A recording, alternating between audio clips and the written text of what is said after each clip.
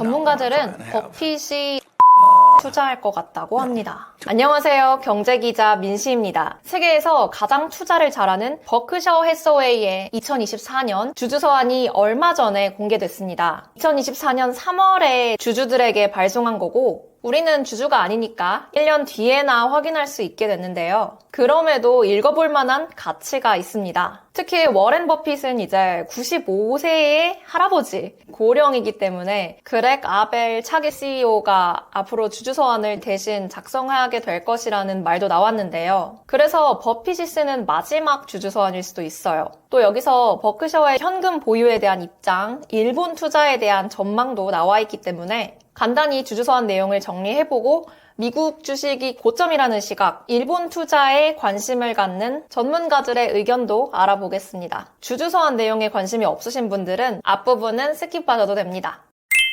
우선 작년의 투자 서한은 실수로 시작합니다. 버크셔는 2019년부터 2023년까지 실수나 오류라는 단어를 무려 16번이나 사용했다고 합니다.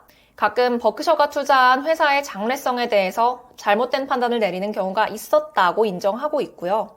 하지만 더 중요한 건 실수를 인정하지 않고 버티는 거, 찰리 먼거가 말하는 썸서킹, 엄지빨기의 태도를 갖지 않는 거라고 하는데요.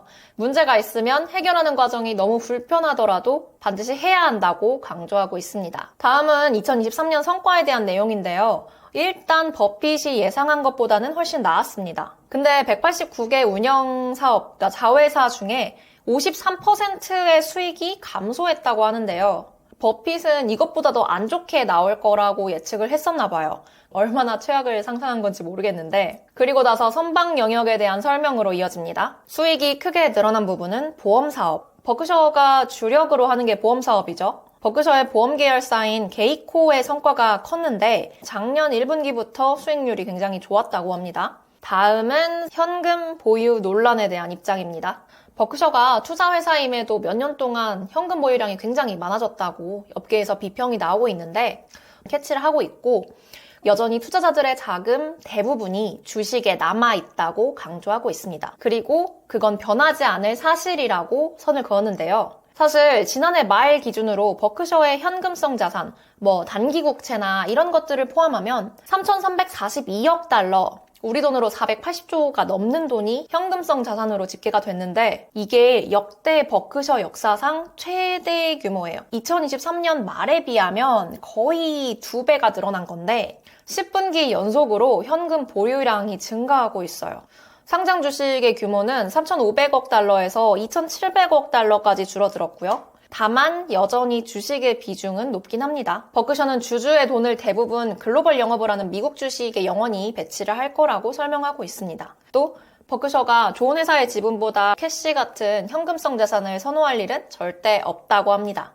특히 종이 화폐는 재정 정책을 잘못하면 가치가 증발할 수도 있고 미국도 그 시점에 가까이 왔다고 설명하고 있습니다. 달러를 말하는 거죠. 요새 미국 경기에 대한 불안감이 많이 나오는데 버핏 할아버지는 이거를 1년 전부터 혹은 그 전부터 느끼고 있었다는 거겠죠. 다음은 보험에 대한 내용인데 앞으로 버크셔의 핵심 사업이 보험 사업일 거라고 말하고 있습니다. 아시겠지만 버크셔의 자산과 매출 대부분 70% 정도가 보험 계열사에서 나오고 있습니다. 보험의 성장은 경제 위기에 의존한다.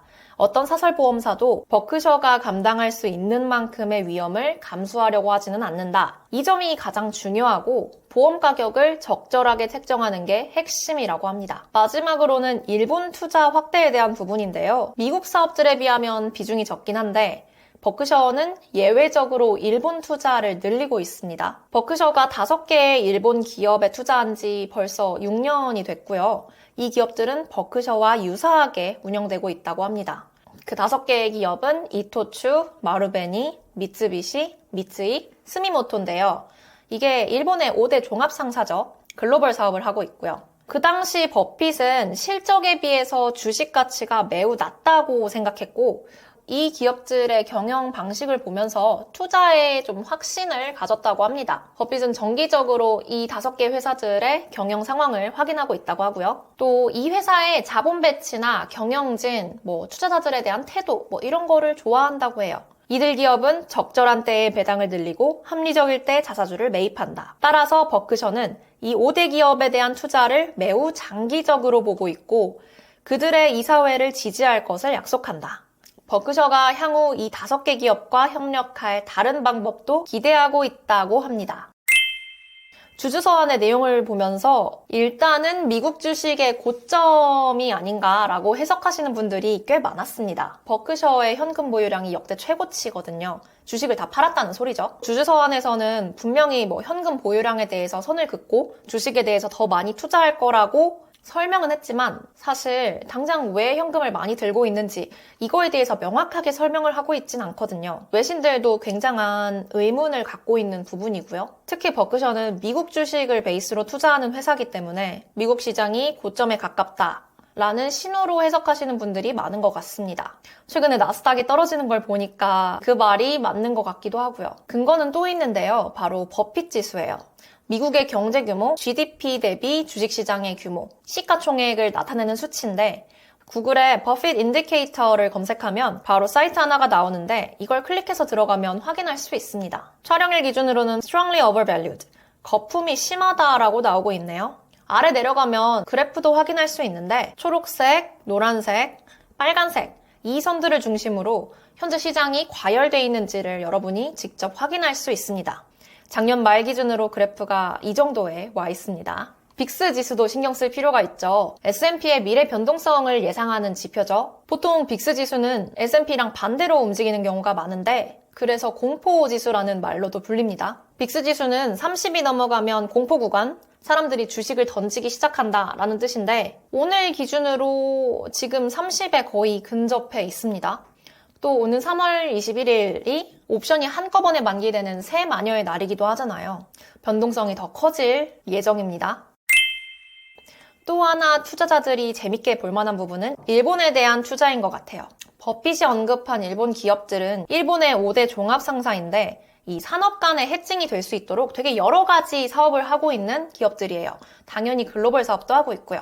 그리고 기업 문화도 좋은 걸로 유명합니다. 이토츠만 해도 8시 이후에 근무 금지, 풍부한 인센티브 이런 것들로 유명한 회사라고 하는데요. 버크셔가 앞으로도 수십 년 동안 보유할 거라고 했고 투자한 일의 수익률도 굉장히 좋습니다. 5개 상사의 5년 그래프를 보시면 제일 수익률이 낮은 게 스미모토 상사인데 얘도 180% 올랐거든요. 물론 5년 동안의 수익이긴 하지만 5개 상사 평균 이익이 250%가 넘습니다. 사실 이 외에도 버핏이 일본 증시에 관심이 있었다는 건 느끼고 있었는데요. 버핏이 일본 5대 상사에 투자하기 시작한 2019년 이후에 계속해서 엔화 채권을 발행하고 있어요. 작년 발행 금액은 버크셔가 지금까지 발행한 엔화 채권 중에 가장 최대의 규모였어요. 그럼 이 채권 발행으로 버크셔는 뭘 할까? 일본 증시에 투자를 합니다. 버핏은 지금까지 엔캐리 트레이드를 한 적이 없거든요. 엔캐리 트레이드가 뭐냐면 엔화가 싸니까 엔화를 빌려서 달러로 교환을 합니다. 그리고 그 달러로 다시 해외 자산에 투자하는 걸 말해요. 그럼 엔화를 엄청나게 쌓게 된 버핏과 버크셔 종합상사는 계속 지분을 늘려간다고 말했고 그럼 이걸 전부 다 종합상사에만 넣을까? 전문가들은 버핏이 다른 일본 기업들에도 관심을 갖고 있을 거라고 전망을 하고 있는데 그 중에서도 보험주에 투자할 것 같다고 합니다. 버크셔의 주력도 보험사고 버핏이 보험주를 좋아하는 건 굉장히 유명하죠. 보험사는 미리 보험금을 받아두고 또 추후에 사고가 생겨야 보험금을 내주니까 엄청난 자금을 조달하면서도 이 조달 비용이 들지가 않거든요. 이걸 운용하면서 더 큰 수익을 내고요. 일본은행이 작년에 17년 만에 처음으로 금리 인상을 시작했잖아요. 올해 1월까지 계속 금리를 올렸고 금리 인상도 앞으로 계속할 거라는 전망을 내놨습니다. 금리가 오르면 보험사의 주가도 오릅니다. 보험사는 여러분에게 받은 자금으로 채권을 많이 사잖아요. 금리가 오르면 얘네가 사모으는 채권금리, 이자 수익도 오르기 때문에 보험사의 자산운용 수익도 증가하겠죠? 동시에 금리가 상승하면 할인율도 높아집니다. 미래에 지급해야 할 책임준비금 부담도 줄어든다는 겁니다. 보험주가 올라가는 건 당연하겠죠? 오늘은 버핏의 마지막이 될 수 있는 버크셔 주주서한과 미국 주식이 고점일 수 있다는 신호, 또 일본 투자 전망에 대해서 간단히 살펴봤는데요. 영상이 도움이 되셨다면 좋아요와 구독 부탁드립니다. 안녕!